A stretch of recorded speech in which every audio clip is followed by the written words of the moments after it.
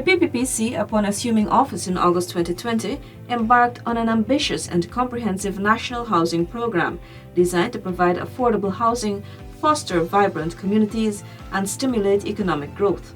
The government has been dedicated to fulfilling its manifesto commitment of delivering 50,000 house lots to the people of Guyana within its first term. In just 3 years, over 20,000 house lots were allocated to Guyanese, marking significant progress towards achieving that target. Well, I believe it is the start of something great to come. I believe it is something that we would have wanted and waited for quite some time. And it is, the signal of something exciting to happen. Having our own home and, establishing something that, the children can, grow up in and establish as their own. So it's foundation and, the only better things can happen from there. I went into interview 2013. I did not get any call, any feedback, so I went back in March the 4th, and then I was called for this to come here today, yesterday afternoon. So I'm anxious to finally be, able to get a plot of land, and so I can start building. I'm a teacher, so it's great to be here today. Thank you. In addition to delivering house lots, significant emphasis has been placed on constructing affordable homes that cater to the diverse needs of Guyanese. Presently, over 1,500 homes are under construction in various communities, specifically for low and moderate income earners as well as young professionals. A portion of these homes has already been completed and handed over. Very excited, feel very good about this. Waited a long time for something like this, but it has come under these very good circumstances, and I feel very happy to be one of the owners of the Young Professional Homes. Quite excited to be moving into my new home, my own space, my own comfort.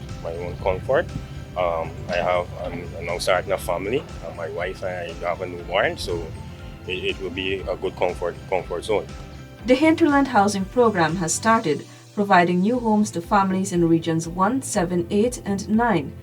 As part of the program, agreements have been made with Smith Creek Village in Region 1 to build the first 10 homes in the community. The Lethem Housing Support Program was also launched in Region 9, where persons are benefiting from $1 million each towards the construction of their homes. Recognizing the crucial role of infrastructure in fostering wholesome communities, government made substantial investments in advancing infrastructure in approximately 44 housing schemes.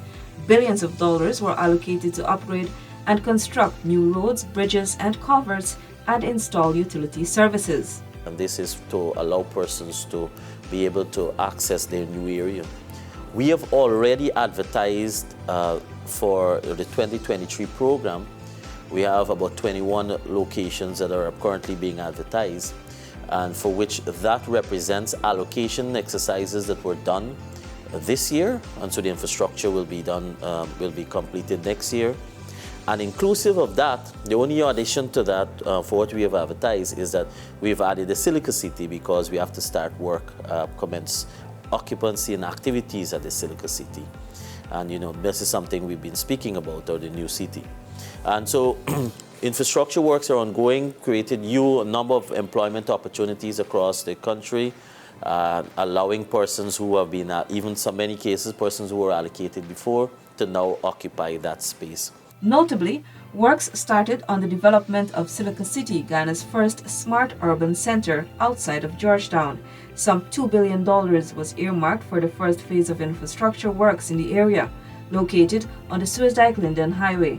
The Housing and Water Ministry has undertaken the task of constructing 2 major highways in regions 3 and 4. The $2.3 billion Mandela to Eccles Highway was completed and commissioned last year. The extended $13.3 billion highway from Eccles to Diamond is progressing. Meanwhile, work is ongoing on the $11 billion 4-lane highway from Schoonard to Crane. With 100% local capacity, we will deliver, long before the end of this year, the new 4-lane highway from Schoonard to Crane in record-breaking time.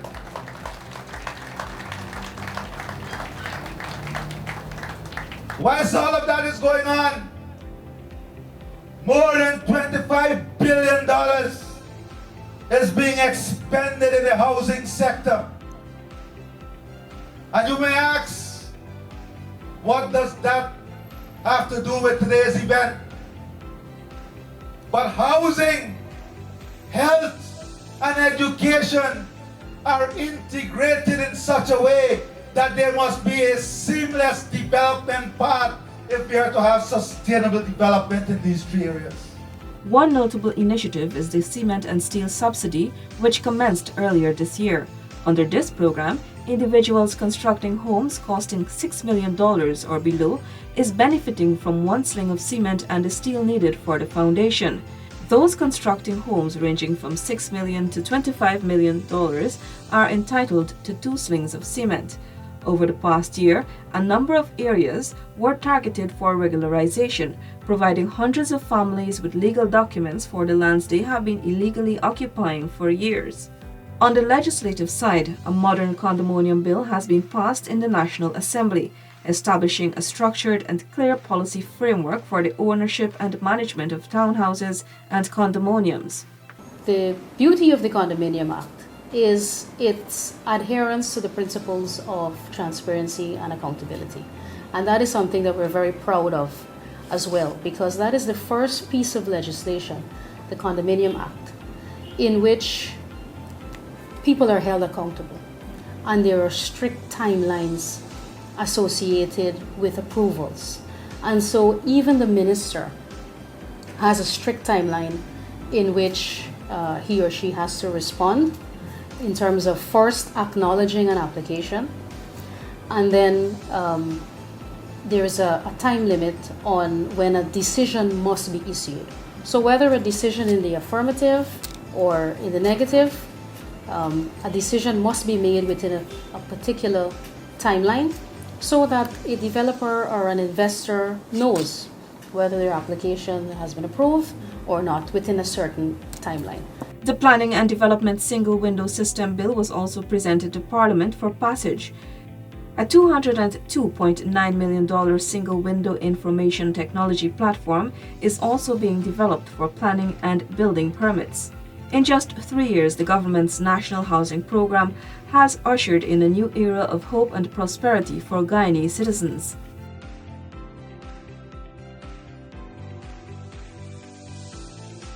With a rapidly expanding economy, there is an increasing need for access to safe drinking water.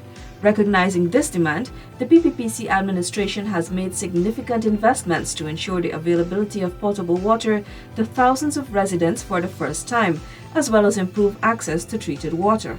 Last year, approximately 7,000 households gained access to potable water for the first time. This was made possible through the commissioning of several wells in communities along the coast. These include the $141 million well at Lusignan, a $130 million system at Providence, and $50 million system at Wakana.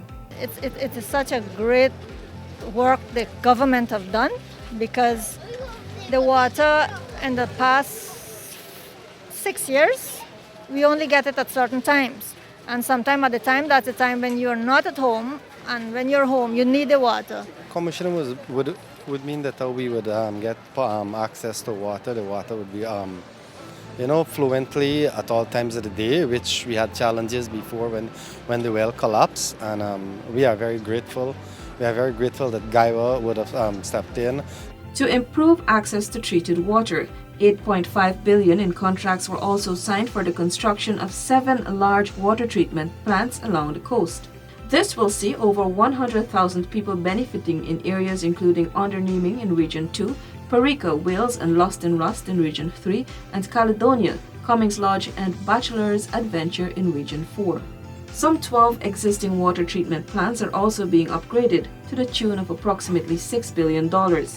This project represents a massive development for the water sector, and I must say the housing and water sector, because the minister is here and we have to provide this service, this potable water service, to the new housing development. The implementation of the Hinterland Water Program resulted in a significant number of residents finally gaining access to clean water with the installation of 20 water distribution systems. Communities that benefited includes Arnaputa, Ruperti, Waweta, Jawala, Shulinab and Anai. I feel so happy what the government is trying to do for the hinterland communities, especially for Jawala. I'm very grateful that a lot of residents are benefiting. I am feeling very proud about this. This is for the very first time since the government took office, and I can see that they are doing very good so far. This year, an additional $1.4 billion was allocated for upgrading and extending water supply systems in communities across regions 1, 2, 7, 8, and 9.